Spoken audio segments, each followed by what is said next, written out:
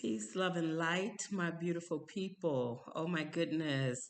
I am now coming up for air today. I'm able to breathe a little bit.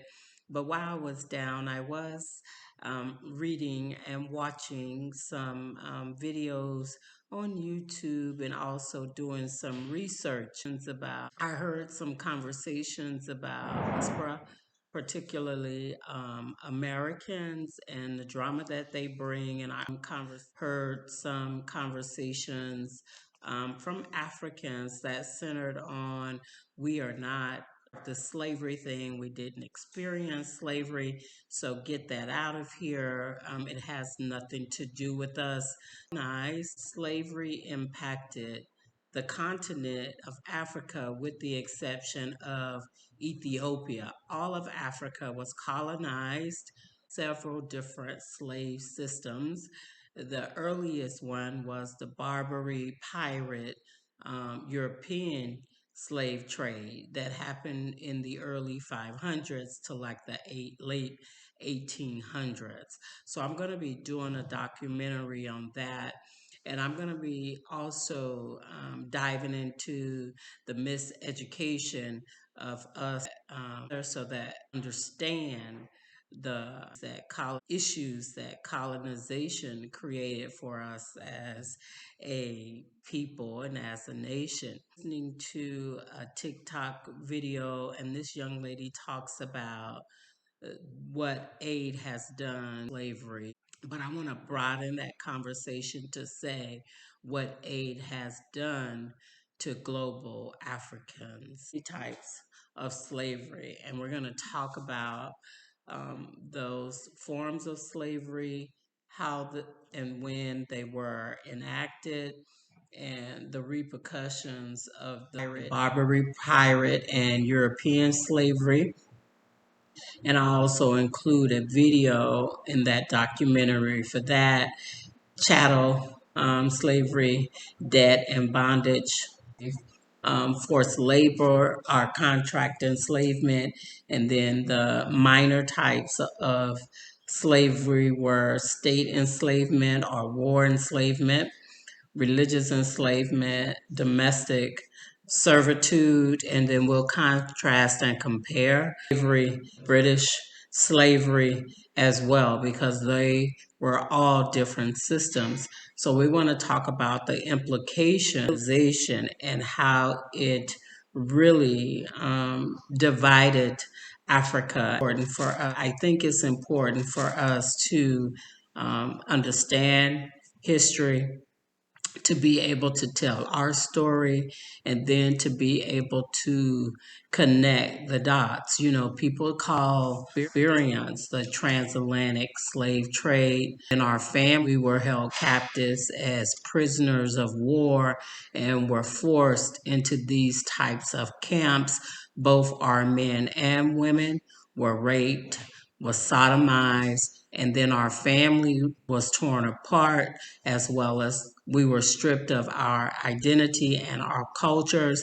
And in America, they took the physicians, lawyers, doctors, healers. So, you know, this system was a corrupt system, and it not only existed in Africa, but it started with the Africans and the Arabs who enslaved European people. So we're going to talk about that. And I'm going to share with you a video. It should be coming up next, of this young lady to set the stage for the next video that I'm going to be putting out. But I had the opportunity today. I saw something by, and I want to get it to read it so that I make sure that I'm not misquoting it. And by the way, when I do this documentary, I'll drop some clips and some that people are getting credit for their work, and that you'll be able to have a paper trail and you can do your own research as well. Because when we know better, hopefully we begin to do better. And if you're not doing better, then I think it's important for you to move out the way and to let those Africans who are Afrocans that are willing to do what they need to do to be the change, and that need to understand that we're all different. We all have cultural that are meaningful, and we all can collectively work together to be the change that we want to see. Joshua Mapanga said today, all roads must be traveled. I pray for Africa to unite. Let's put our food in one plate and let's eat together.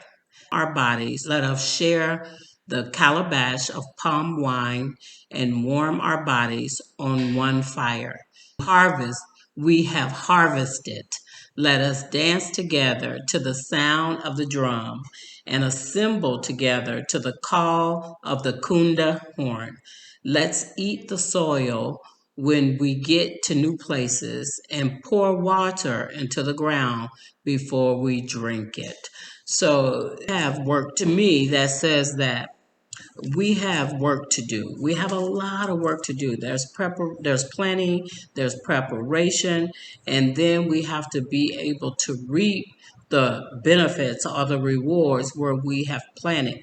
You cannot reap where you have not sown. It doesn't make sense. And if you're reaping where you have not sown, that means that you're taking and you're corrupting the natural flow and the natural universal law. So we want to make sure that we're in alignment and that we're moving, understanding that if we're going, we have to go together. We want to consider all of the dynamics it now has about China and the relationship it now has, and touch on those, as well as America and then France, and then also talk about to look through broader lens to look through so that we can understand. But I do want to say that we have to be better communicators. We have to be so that we can hear. And oftentimes I find that the diasporan woman who's traveling abroad, especially the single women, need to have the loudest voices in a paternal system, and the men need to be able to take their place, stand up, and be a voice. They cannot offer protections. Then you appear to be more stronger than the man. They will sit back and allow the women to say whatever they want to say. So I think as sisters traveling abroad, we need to understand that we are entering in. We need to sit down, sit still, and learn. It doesn't necessarily mean that you're diminishing yourself as a woman. It means that now you're in an ecosystem and an environment that gives you an opportunity to switch gears. And I'm gonna tell you something, there is nothing wrong with being submissive to that is geared toward development and growth. So I think we have to pick the battles that we are fighting and understand the fight that we are in. So I'm going to add this video. Please like, share, comment. As always, I appreciate you. Thank you so much for considering me. I am getting better. But listen to this young lady as she talks about what A has done and what A did to her. And she also gave an analogy in her own personal life and her experiences, how dangling a carrot over one's head in anticipation for getting something stifles an individual from moving forward with true growth and true development. Thank you so much. I appreciate you. Remember to come back to watch the documentary that I'm going to upload after I share this lady's conversation. Peace, love, and light. Have a great one. And thank you. To remember to treat people the way you want to be treated.